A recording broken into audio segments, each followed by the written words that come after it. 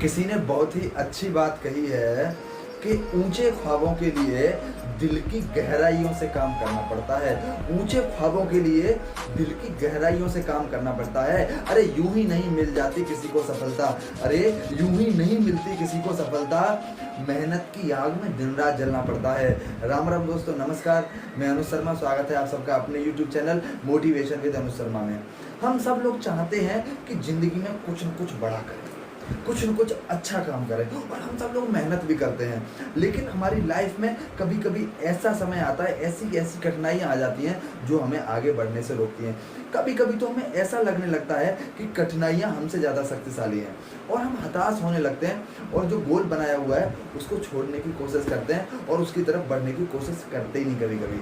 तो ये कहानी उन्हीं लोगों के लिए है जो बहुत ही मुश्किल समय से गुजर रहे हैं और अपने आप को दुर्बल समझ रहे हैं। वो समझ रहे हैं कि उनका गोल इम्पॉसिबल है, उसे पूरा नहीं कर सकते। जी हाँ, हम बात कर रहे हैं फ्लोरेंस चैडविक के बारे में। बहुत अच्छी तैराक थी। कैटालिना द्वीप से कैलिफोर्निया के तटरेखा लगभग 21 मील दूर है। उन्होंने उस तटरेखा को पार करने की प्रयास किया। वो सबसे पहली महिला थी जिन्होंने उस कैटालिना चैनल को पार करने की कोशिश की। 4 जुलाई 1952 को उन्होंने स्विमिंग सूट के साथ पानी में पहला कदम रखा। सबसे बड़ी मुश्किल का समय था, बहुत ज़्यादा कोहरा था और बहुत ज़्यादा ठंड पड़ रही थी, ठंडी ठंडी हवाएं चल रही थी और पूरा महासागर बर्फ बना हुआ था। फिर भी उन्होंने निर्णय पे काबू रखा और आगे बढ़ना, तैरना स्टार्ट कर दिया। 5 घंटे कंटिन्यू तैरने के बाद उनकी माँ, जो उनकी साथ नाव में चल रही थी सहायक के तौर पे, उन्होंने उनको उत्साहित किया और आगे बढ़ने के लिए बहुत ज़्यादा मोटिवेट किया। वो कंटिन्यू तैरती रहीं। 15 घंटे की यात्रा पूरी करने के पश्चात उनको लगा कि अब उनके अंदर शक्ति नहीं रही, वो अब अपने लक्ष्य को पूरा नहीं कर पाएंगे। तो उन्होंने अपनी माँ से रिक्वेस्ट की कि माँ, मैं अब आगे नहीं बढ़ना चाहती, मेरे को वापस नाव में ले लो। उनकी माँ ने और मोटिवेट किया उनको। 1 घंटा और वो तैरी। 16 घंटे की पूरी यात्रा करने के पश्चात उन्होंने बिल्कुल हताश हो गई और हार मान ली कि वो अब पार नहीं कर सकती। उन्होंने अपनी माँ से रिक्वेस्ट की, सहायक टीम ने उनको वापस नाव में लिया।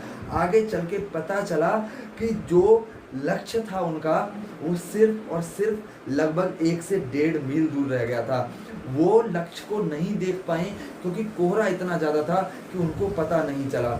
और यही हम सब की लाइफ में होता है कि जब हम लक्ष्य के काफ़ी नज़दीक पहुंच जाते हैं, जब हम सफल होने के काफ़ी नज़दीक होते हैं, तो इतना कोहरा सा छा जाता है हमारी लाइफ में, हमको पता ही नहीं चलता कि हम एकदम अपने लक्ष्य के नज़दीक हैं। बाद में उन्होंने, जब एक संवाददाता से बात हुई तो चैडविक ने बोला कि मैं कोई एक्सक्यूज़ तो नहीं देना चाहूँगी, लेकिन ये बात कहना चाहूँगी, अगर मेरे को पता होता कि मैं अपने लक्ष्य के इतनी पास हूँ, तटरेखा के इतनी पास हूँ, तो मैं पक्का इस चैनल को पार कर देती। बाद में 2 महीने बाद उन्होंने पुनः प्रयास किया और उस चैनल को पार करने वाली विश्व की पहली महिला बनी। तो इस कहानी से हमें एक सीख लेनी चाहिए कि जब भी हम लक्ष्य की तरफ बढ़ते हैं, जब भी हम सफल होने की तरफ बढ़ते हैं, तो रास्ते में बहुत ज़्यादा कठिनाइयाँ आती हैं।